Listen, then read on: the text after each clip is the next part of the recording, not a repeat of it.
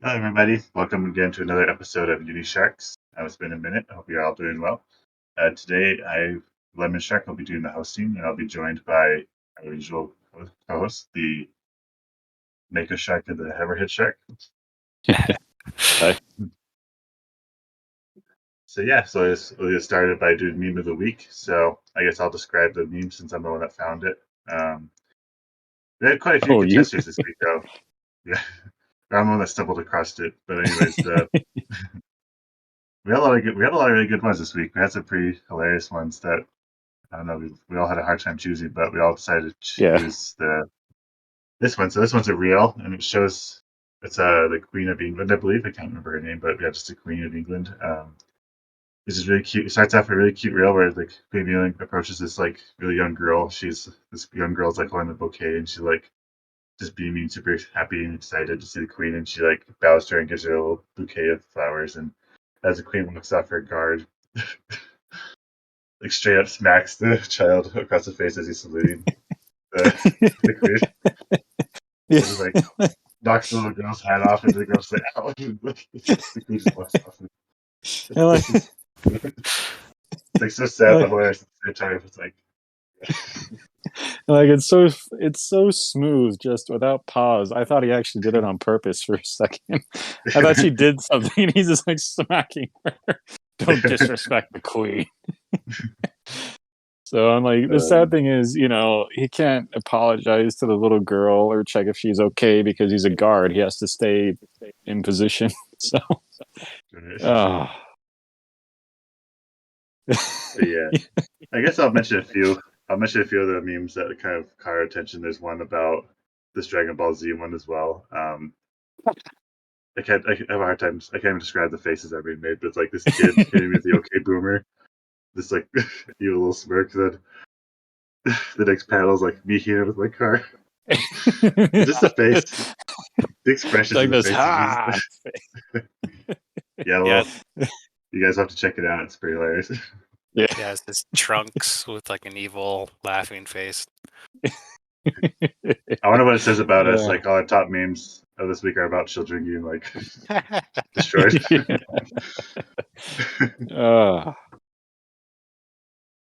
Anyways, I thought good old topic. So today we have a few topics. I guess Mako Shark, would you like to go first with your topic? Sure. Yeah.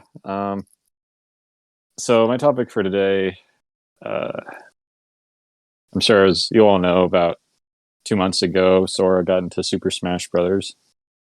So I was really happy, and like it kind of got me back into Kingdom Hearts, which is like one of my childhood games. It got me to thinking about how like I think we all have a guilty pleasure, and Kingdom Hearts is one of mine because it is really cheesy, the story, the voice acting, the dialogue. But I love it anyway because not just because I grew up with it, but because it's a really fun game. And even though the story is cheesy, sometimes I want that. Sometimes I want just a wholesome, everything's going to work out in the end type story. It's, kind of uplifting to have that every once in a while. So, and it's also nice to have like this pleasant cast of characters that are always optimistic and nice and forgiving, all that stuff. So I wanted to ask you guys what's your like guilty pleasure? Guilty pleasure in gaming or just in general? Just in general. I guess one of my guilty pleasures in gaming, particularly, is just destruction. Like just breaking things up and like throwing things around. Oh yeah. I think that's why I love Force Unleashed so much, is because I was replaying it the other day and I realized it's not really that much.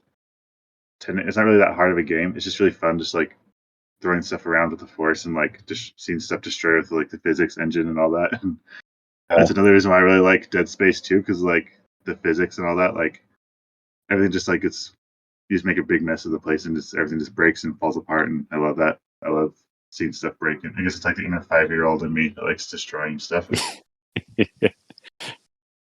Yeah, I kind of get that. Like, I don't really play the Grand Theft Auto games that much, but in the past, when I used to, that's what I love the most about it. Just not like destroying environments, but just kind of running around punching people. That's what I would do.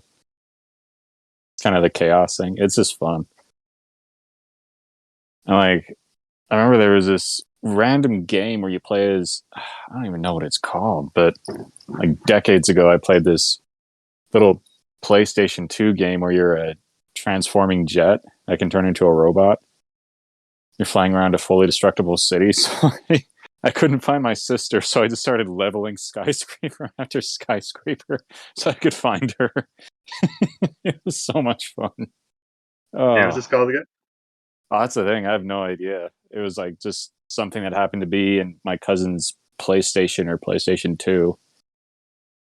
I'll have to try and look it up. I'm sure I could find it. Yeah, I can't think of it either. The only, I'm thinking Transformers, but I don't remember Transformers game for PlayStation 2. Yeah, I do. I remember. I do remember there's one on PlayStation 2, but I don't think there's that much destruction though. I can't remember. Yeah, it was more like, to be fair, the city wasn't like really detailed. It was more just, row after row of the same looking skyscraper, and it would shatter into a bunch of triangles when you'd blow it up.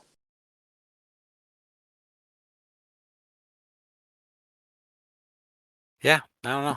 We'll have to look that up.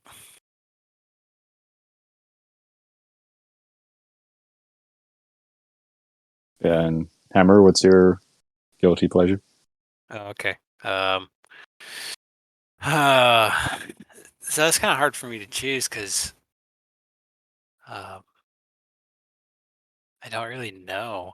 But the first thing I guess that came to me was kind of rom-coms. Oh, yeah. I've been kind of the more wholesome side of manga recently. I've been reading a lot of those.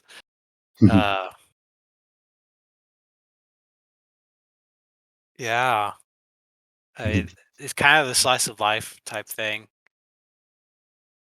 I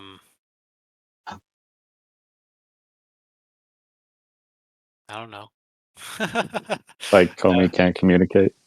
Yeah, like Komi-san, and then I mean, there's various degrees of them. There's like ones that focus more on just on comedic, and then there's ones that focus on the romance part. Like there's a couple that I read where it's actually there's like three or four of them where the main girl is taller than the main guy, and usually they're like sports players, and so like one is like a boxer and the other one is a I can't remember. She's just taller. Another one's like a model. I don't know why, but I've been getting into those recently. So if there's any tall single ladies out there with abs, feel With abs. free to contact Specifically. I know, I think I'd take a short girl with abs too. I don't know, but then there's another subgenre, I guess. I don't no idea how to pronounce it. Um, maybe you would know, Lemon. It's, it's not euros. It's kind of spelled like that. Um, it's kind of like the gangster chicks of Japan. The Yakuza, the gangster chicks of Japan. Let me check. Yeah, I'm gonna type that in my. I'm gonna type that in my search and see what I find. I think it's like gyros.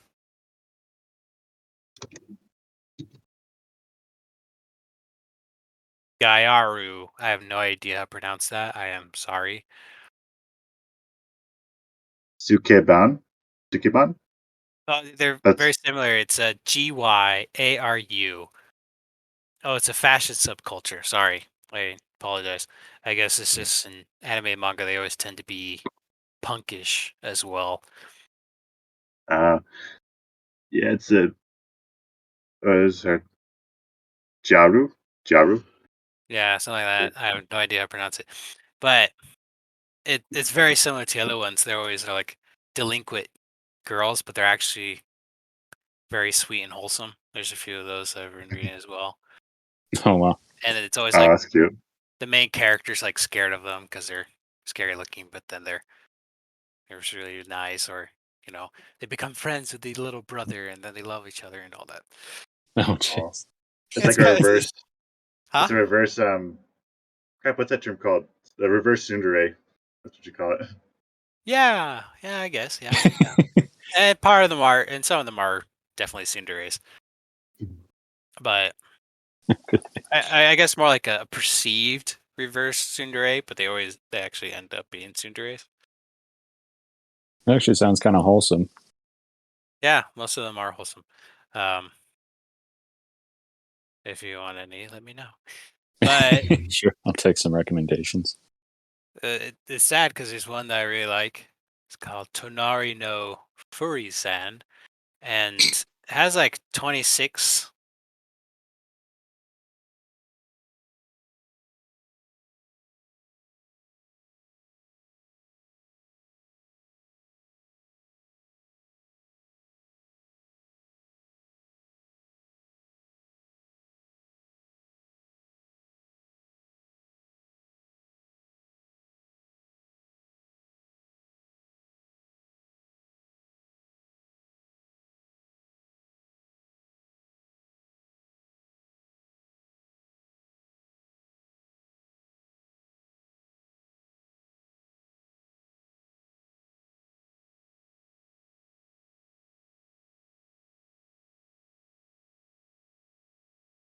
Oh, like the old Universal ones?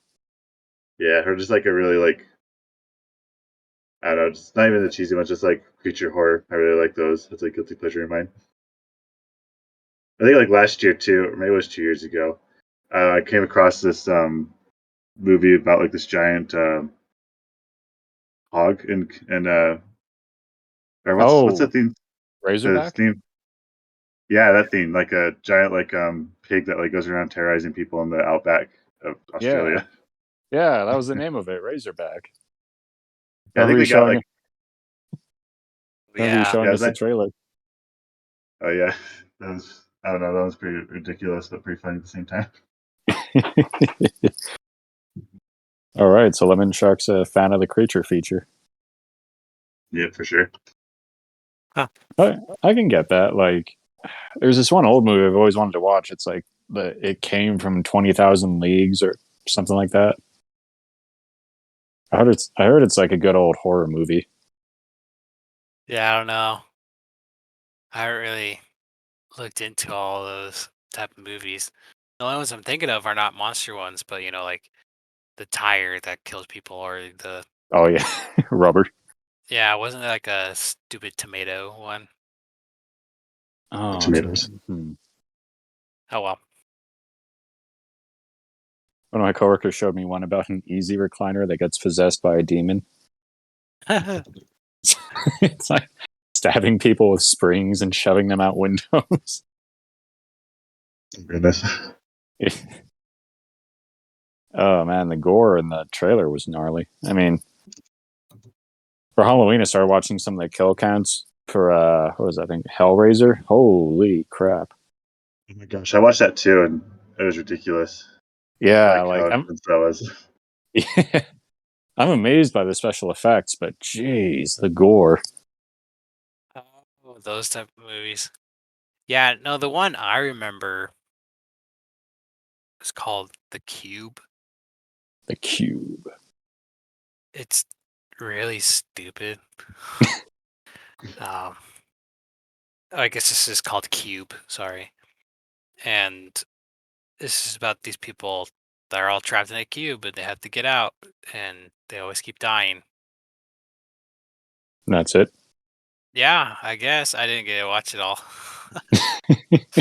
I think Star Wars might have copied that at one point. There was a Clone Wars episode, the last one I watched, that had a thing just like that. That's weird. Yeah, like a bunch of bounty hunters get sent into a cube, and it's not like filled with. I don't think it's actually no, it is filled with traps. Like they have to escape out of it. Okay. And I was like, it's so dumb because like, why would you hire all the bounty hunters and bring them there and start killing them off? Yeah, unless they're doing some like gladiator type thing. Yeah, but even then, like, just figure out which ones are the best by reputation and send them off. Mhm. Yeah. Anyway, But oh yeah, let's find out what is this. What is this score? Oh really? This actually has a 7.2 on IMDb. That's actually really high for a horror movie. oh The yeah, Cube. Yeah, it's like a 76% audience score. That's actually really high. huh? It's not that good of a movie. I don't know why it's that high, but all right. I mean, if you're looking up Cube movie, you probably watched it already. So Maybe the sequel will do better. Sphere. here, actually, the sequel's called Cube Zero. Wow. Oh, come on. They could have put an S and then the word fear, and that's all they had to do. Sphere. I guess we can make a parody of it. Yeah, we really should. But yeah, that, Cube that was Zero. that was me. Nice. Oh, I guess another guilty pleasure I have. It's actually one you guys introduced me to. So, like, we do talk about anime on this show, and I'm probably the most casual anime fan here. But I think the genre I've kind of ended up liking the most are the what are they called? Um, the slice of life ones, especially it's like if it's like a bunch of just adorable little high school girls doing stuff together. Careful with that What? phrasing. Hold on. No. Don't worry. I totally understand what you're talking about. But to better word it, it's called "Cute Girls Doing Cute Things" genre. Yeah, yeah, That's what the genre is called. yeah. Just like watching K-On! And Nichijou, they're just like funny shows that actually have a lot of heart at the end. Yeah, kind of like Azumanga Daioh and Yotsuba, Yeah, uh, like there's Euro Camp. yeah, like I get into them because they're really funny shows, and then out of nowhere they hit you with feels every now and then. For some reason, it's always about girls too. Like there's the Daily Lives of High School Boys that we watched, but that's the only one I can think of. Yeah, there's not many that are just strictly just about guys, um, or at least that the main characters are guys. There are, but they're definitely not as popular as the girls ones. Yeah, I'll have to look some up. clearly sexism is at play here. Well, guys tend to usually just be purely comedic ones, where the girls always tend to be more of the fun, cutesy ones. Yeah, Like there's one that except I won't show it to you guys though. It's a little too risque, um, but it's called Grand Blue, and it's so funny. It's a anime, well, I guess series about diving. Just like not deep water, just coral diving and all that. And I think there's like maybe 2 episodes where they actually dive, and the rest of them are just like them drinking and getting drunk and partying and everything. oh jeez. They're like college students. But yeah, That explains it. it's so funny.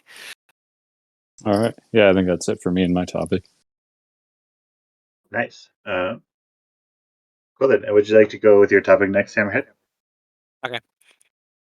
So, my topic is well, it's a little bit of a mix, but it's focusing on music and the importance of a soundtrack in, I guess, like either film series or games or even anime. And like, what importance do they have to you?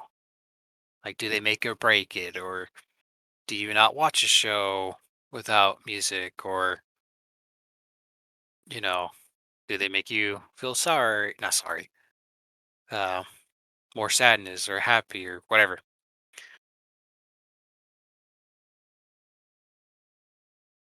For me, oh, go ahead. Okay, yeah, for me, I definitely say it's very important to me. Like, I wouldn't say like it breaks the TV show, whatever, or video game I'm watching, but I think if the soundtrack is done really well, then it definitely like makes it one of my favorites. Um, for example, I only watched Game of Thrones because I listened to like a soundtrack compilation. You know, maybe you guys want to like watch it, and also just like all the TV shows I really like tend to like have really good soundtracks, and like if they have a soundtrack that's really good, then it just adds like a lot more to it for me. But I would say if the soundtrack isn't that great, like I still like would enjoy like the video game or the TV show whatever I'm getting into. But I say if the soundtrack is really good, then it like makes me obsessed with it and really like it. Yeah, I feel the same way. Like, there are games and shows, movies, whatever I can like watch and still enjoy if they're good on their own. But if it has a good soundtrack to go with it, then that just makes it even better. Like, Star Wars is more fun to watch because John Williams did such a great job with the music. And then I mentioned Kingdom Hearts earlier. One of my favorite moments in gaming of all time is this part in the second one where you have to fight 100 Heartless. You have to take 100 enemies out before you move on. So it starts playing this epic song with a violin and drums, and like as you're going, you're pretty much taking out the enemies in rhythm with the drums, and it's just so much fun. I love it. So, and then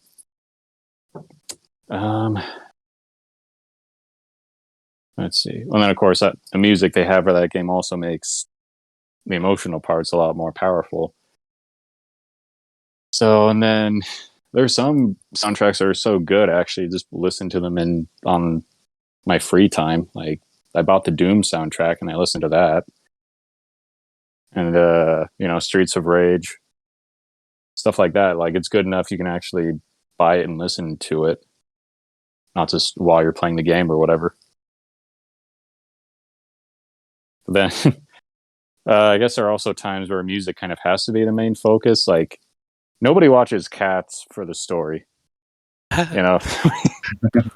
They go for the music and the choreography. So it's kind of like whatever the thing in question is going for, it's a lot better with good music. But unless that like is the main focus, it's not absolutely important. Okay. Yeah, I was just thinking about this because um, I was more thinking of anime and games. I don't know. I was looking at my anime list, the website, and it has all the shows I've watched, and basically almost a lot of tens are just because I enjoy the music. Um, for one example, like Yuru Camp, Oh uh, yeah. yeah, I was probably gonna enjoy that show anyways. It would have been like an 8 for me because it was still funny enough, and I like the characters. But it's like you hear the background music when they first show like Mount Fuji and they're camping, and like I knew I was gonna love this show because of that. Um, and then I didn't even think about Doom. I don't know why. I guess I was thinking of like relaxing type music. I didn't think Oh yeah. about that. But uh, again, I probably would have enjoyed Doom, but I brought up to like a 9.5 instead of an 8 because of that. Um, like another example, like Demon Slayer. Yeah, I was thinking of that too. Um, I actually started that show. It was because of the episode 19 hype.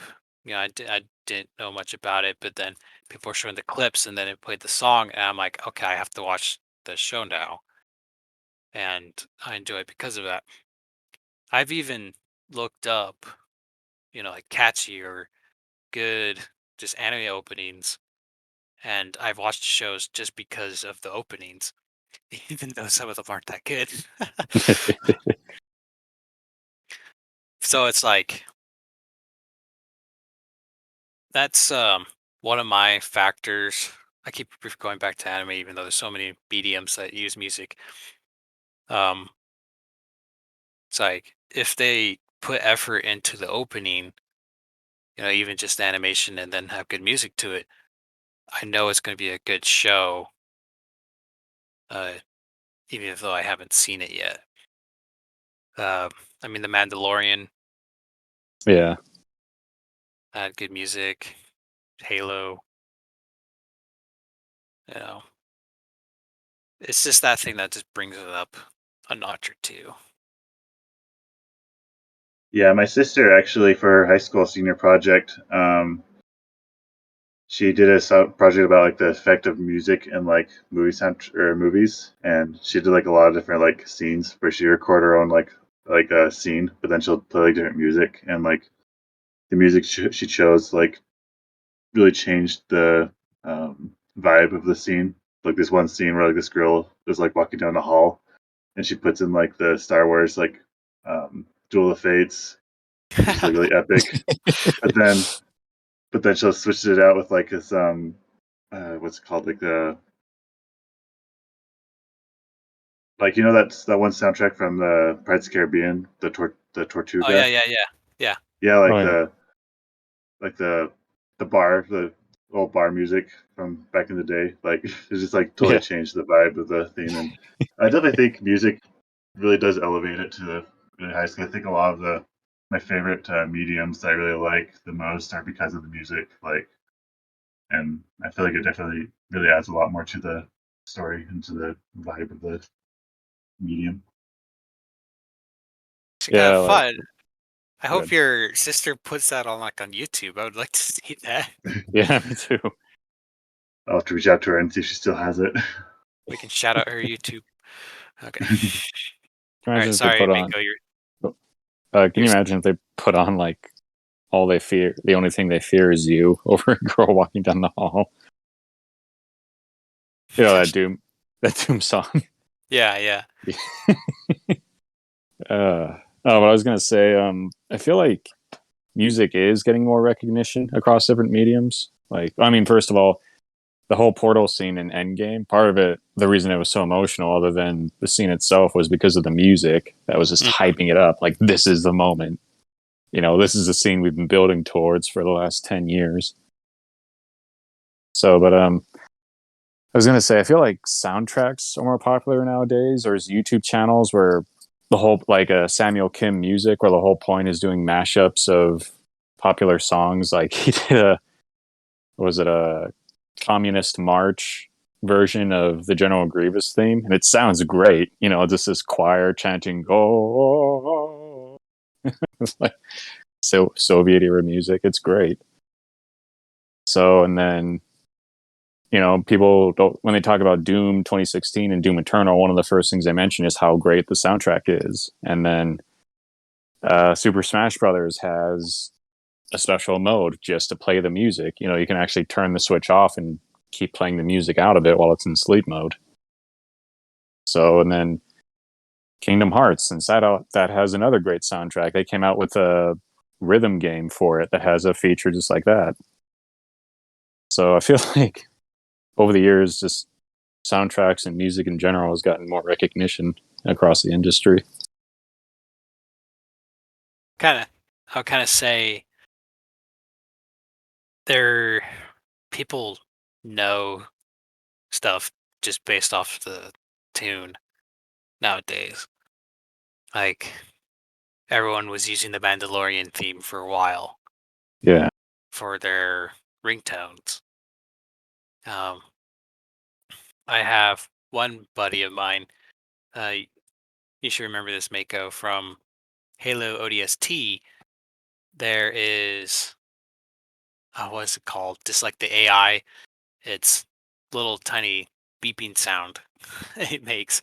It's like his text tone, and it's like, oh, I recognize that thing just off that little tune, and so Yeah. it's kind of series defining nowadays. Yeah. Like But one of my, oh, go ahead. oh no, that's right. One of my favorite videos to watch lately has been there's a YouTube channel called Gameology, and for the past 2 years they've been rounding up some of the best reactions to like the Smash Brothers reveals. So they did a really good one for Sora, but for Sephiroth it's great because like during the trailer, as soon as it starts playing, boom, boom, boom, boom, there are a bunch of streamers that freak out because immediately, just off 3 notes, they know who it is. So, and it's just cool seeing that, you know. So, really fast. I can't. It's only been like a minute. I can't remember who said this. Mashups. Was that you, Mako? Mashups. Yeah, like music mashups. Or is that Lemon? All right. Oh, like with the girl and playing different songs as she walks. No, that was one of you. Mako. It was Oh, about okay. it was the YouTube channel Kim something. Oh, Oh, yeah, yeah. yeah. I can't believe my brain's not working. Anyways, that's also a guilty pleasure of mine. Going back to the topic, I sent Lemon one where it was the Attack on Titan, one of the songs, and Dua Lipa, I think, mashup, and that one was really fun. And then there's Ocean Eyes and Billie Eilish mashup, and that song's really good as well. But anyways, Ooh. sorry. Mhm. What was the Ocean Eyes mashup with Billie Eilish? Yeah, let me tell you the song. Is this not the same? Is that the same? Oh yes, yes, you're right. It is Billie Eilish Ocean Eyes with someone else. Uh, yeah, mashups are really fun. They can be kind of awkward sometimes, but they're really fun. Yeah. Okay, so the Attack on Titan was My War and Levitating by Dua Lipa. Oh, wow. Those are two Actually, totally kind of different. Yeah. And the other one is Billie Eilish and Olivia Rodrigo. Can't remember what the song is about though. Oh, Ocean Eyes and Driver License. But anyways, yeah, that was. But all right, anything else? No, I think that's it. no. All right. Well, And that's then for I me. guess I'll That's, cool then. I guess I'll go with my topic next. Last but not least. So we may have mentioned it in the past. We mentioned this topic before in the past, but I feel like revisiting it again. What do you guys think about 3D animation versus 2D animation? Hmm. 3D animation is getting better Yeah, than what it definitely. used to be. But it also needs work, especially in certain studios. We talked about this in episode 15 about Earwig and the Witch, and the animation was kind of lacking, but it still Yeah. wasn't that bad. But then there's like uh, Beastars had really good 3D animation, even though I haven't watched it, but I know it does. And but then there's the 2016 Berserk, which for some reason felt like it was made by one person that had 2 weeks of 3D animation classes. You know? But like really smooth animation in any medium has always been 2D so far. Um, but I could see 3D catching up in not even a decade. Yeah, like if you look at the quality in stuff like Frozen or Encanto, or especially the leap between Toy Story and Toy Story 3, like it's great seeing just how much better 3D's gotten over the years. So I guess I want to say that sometimes 2D works better in some cases. Like the last 2D movie Disney did was Princess and the Frog, and I just can't really picture it in 3D. I'm sure they could make it in 3D, but I don't know. Just I have to think about it some more, but maybe there's times that one would be better over the other. Yeah, I like the 2D more than the 3D, but I really like unless it's Pixar. I love Pixar animation, but maybe just because it's such great stories and whatnot. But I also really like the hybrid 3D 2D type of thing, where like it's like 3D, but it's also like stylized in like a 2D format in a certain way too. Kind of like how Beast, because I feel like Beast Stars. I don't know, I'm not like an animation expert or anything, but to me, it just looks like a mix in between the two, and I don't know, it just really appeals to me more. And also, just recently, the reason why I kind of thought about bringing this topic up is because of the new Netflix show, King. The Wait, animation is just so what show? Arcane. okay. Oh, Arcane. Okay, yeah, sorry. Yeah, the League of Legends one, but yeah, the animation is just like really amazing on that, and I feel like it's because like they make it look like it's like to me it feels like a hybrid of the two. Like it doesn't feel like it's strictly 3D. It feels like there's 2D elements put into it. So I think that's what I really like is the mix of the two. Yeah, and there have been some really good Disney shorts that have experimented with it. Like I think Paperman was the first one to kind of try it. You know, that it's 3D animation, but it's designed to look like sketches. And then they came out with a really good one called Get a Horse. So it's like a Mickey Mouse cartoon, but they transition back and forth between 2D, like classic 2D and 3D. So, and it's really cool to see. Yeah, it's really cool to see that happen. So I'd be more on board for that kind of stuff. It's actually really artistic in a way. And like, kind of like I was telling Hammer and Lemon earlier, I haven't watched Arcane, but I've seen clips here and there, and the animation's just unbelievable. Yeah. Yeah, I'm just thinking of some bad examples. There's this one show, and it was mostly they were doing it to save money. It wasn't too popular of a show and everything, but like the main characters walk out of the classroom and they're all drawn and everything, but like the two classes behind them are like 3D models, and they all look the same. Oh yeah. Like all the girls look the same, all the guys look the same. It's just like a bunch of them walking out, and it's like unless you're focusing really hard on the main characters, it just looks really bad. Um, and I think that came out like 2018 or something like that, so not entirely old. But I was just thinking, I kind of want Pixar to make a game using their animation studio. I think they would do a pretty good job. Yeah, Sony came out with a game called not Keanu, but Kina something. Something in the Oh Bridge yeah, of Spirits. Yeah. Like people were saying that one was like Pixar level animation. yeah. Which I think is great that these things are getting better. Yeah. Because I can't remember. I think it was you, Lemon, that brought up that 3D animation is cheaper or something like that.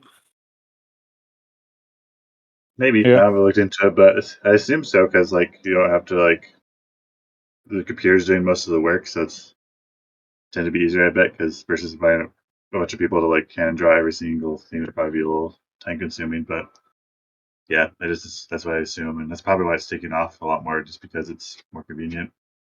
Kind of like the stop motion Yeah, too. I feel like stop motion's probably really time consuming and difficult. And that's kind of why it's died off a little bit more. yeah.